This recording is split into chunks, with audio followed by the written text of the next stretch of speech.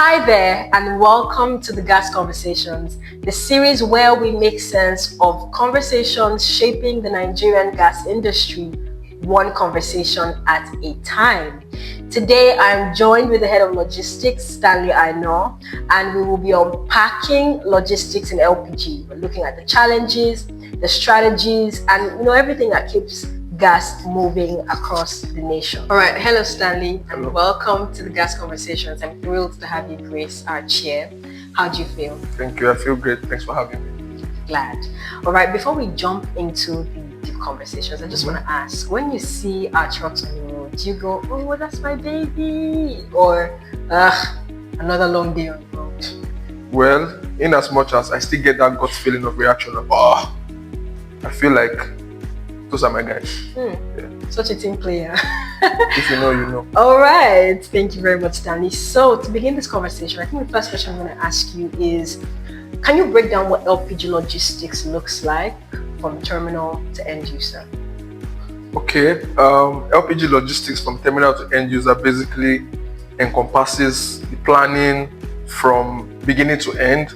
However, majority of people might assume or think that logistics is all about transportation, right? In other words, we just assume you get to a bus stop, jump into a vehicle, and get there whenever, however, regardless of what goes on in between. But what I would like to say personally is, or should I say what I like to say is, logistics is basically transportation with time. So if you are trying to get from point A to point B within a specific time, a lot of planning, coordination, people management, process management, ensuring that the truck gets there safely, on time, and in full. So basically the people, processes, and the systems in place to make sure everything goes on fine. I think that's excellent. I like the fact that you mentioned that logistics is more than transport. Yeah. It's more than just getting something from point A to point B. It's everything that ensures that transport is effectively and efficiently done. So like you said, efficient planning, resource mobilization, people management, vendor management, and I think that's really excellent. Thank you for that start to this conversation. So Stanley, we know that in Nigeria, LPG moves majorly by road. Yes. We're also aware of the state of most of the major routes that these tanks or tankers go through. How do you think that our poor road network affect product availability and pricing? Okay, our poor road networks affect product availability and pricing. Why? Because when the roads are bad, the truck will definitely experience more wear and tear, thereby increasing workshop cost, maintenance cost. Inevitably, that will be transferred directly down to the final consumer. Also, the longer time we spend on the road, the more money is costing us. There's a famous saying that goes, we only make money when the wheels are turning. So when the roads are bad, even if they are in transit, basically the truck is more or less stagnant. In other words, costing us more money. So the more time you spend in logistics, the more cost you incur. So inevitably, it's going to affect product availability and pricing at the end of the day. Why? Because the consumers, unfortunately, will have to bear the cost of all these delays and cost passed down from extra workshop cost and time spent in traffic congestion and just on the road generally. Thank you for saying that, because I think sometimes people do not realize the little foxes or costs in this situation that contributes to high cost of LPG when it actually gets to the final consumer. So you're saying that the longer time trucks spend on the road, like the fact that it becomes common knowledge that if this particular route to this particular location is going to take us this long a time to get there, then we're going to factor what that will cost us into the transport price, which the seller, the person who is buying that truck, is going to bear. And he's going to offload that same cost on his final consumer. So one way or the other, logistics actually does influence LPG pricing. Very true. Thank you very much, Stanley. How do logistics decisions influence the speed and scale of LPG adoption in Nigeria? Okay, to best answer this question, I would say, as I mentioned earlier, logistics is way more than transportation, right? And as I gave more context, logistics is more like transportation with time, right? So all key industry players must come into the picture to make strategic decisions, in other words, to push LPG usage. And in fact, if we want to really boost the speed, right, we have to put things into place like infrastructural development. So we mentioned earlier about bad roads. So if we can get infrastructural investment into the roads, we know that it will improve LPG adoption. Also, proximity of implant depots, plants of LPG closer to the end users, right? To also boost logistics availability, product availability, pricing, and just overall availability of the product in the market. I like that. Okay. I like the fact that even though the question is phrased as logistics decision, yes, it is the response to that is showing that it is not just a transportation issue. True. It is something that goes to, if we're going to drive LPG adoption, what are the factors that are required to do that? One of which you've mentioned is good roads. Since LPG transportation in Nigeria is largely road dependent, are we focusing on ensuring that our roads are better?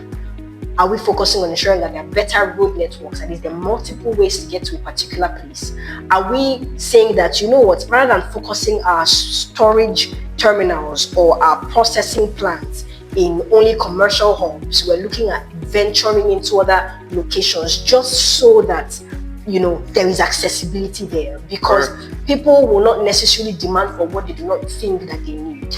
And, you know, just like with us at Alice Carries, venturing into markets like Owo, Udo, Iba community, you know, Baile, and all these places, is basically saying we're not waiting for demand, we're going to create the demand for this product, and then we're going to provide the supply for them. So thank you for speaking on that. So beyond infrastructure, how does Alice Caris's approach to logistics contribute to deepening LPG access in Nigeria?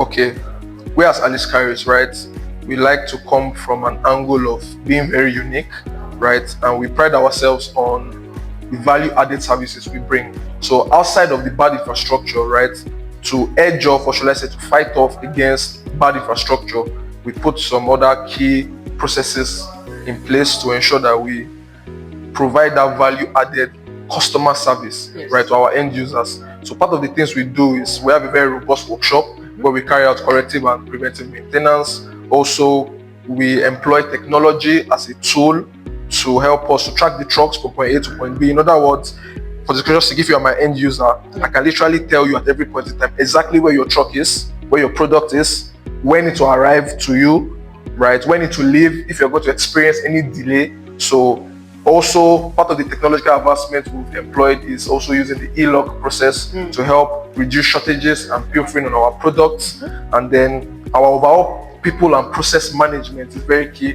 We're very big on consequence management. We know that people are the ones that drive this business, so we try to enable and encourage our staff, both the people on the field, the staff in the office, the managers, the LCs, to ensure that they are on their game and they edge off against the infrastructural state to make sure that we provide that value added service at the end of the day. Thank you very much, Shegun. I think what I can glean from your approach is that it's very people-centric, right? That is the people that make up the team that get the work done, and your customers, right? It will also mean that safety is something very important to you.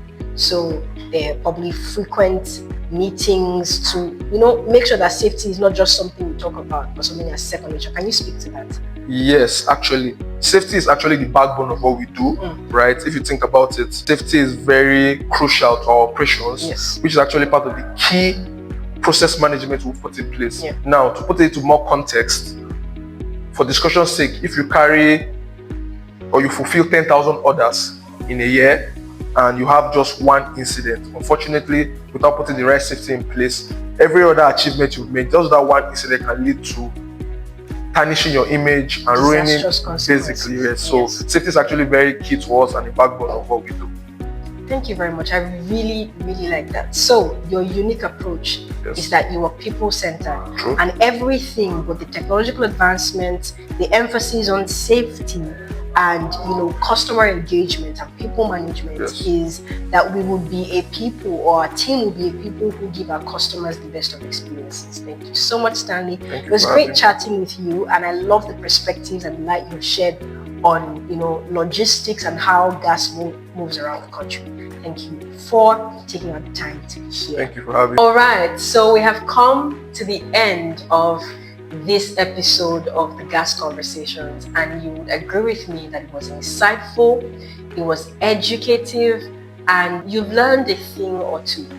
So let me know what you learned in the comment section. If there are some questions you'd like to ask that may form, our subsequent videos, our subsequent conversations, please leave them in the comment section and I'll be happy to respond to you. Until our next episode, stay gas.